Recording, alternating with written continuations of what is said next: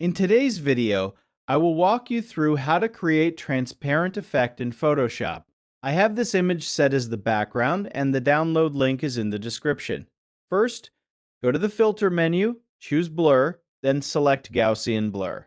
This amount looks good for this image, so click OK. Now go to the file menu and choose place embedded. Select your image, then click place. After that, go to the window menu and activate properties. In the Properties panel, click on Convert to Layer, then click on Remove Background. Right-click on the layer mask and choose Apply Layer Mask. Now adjust the image size accordingly so it fits properly with the background. Next, duplicate the image layer.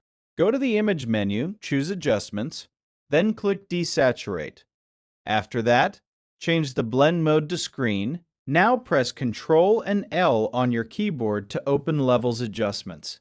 Follow the same process shown on screen until you get a similar result. Once that is done, add a layer mask.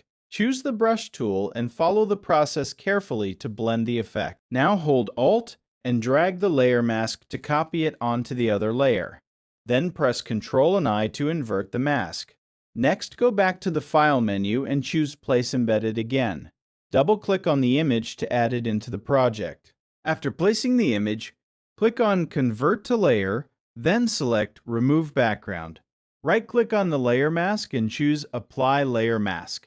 Now adjust the image size accordingly and place it where you want it in the composition.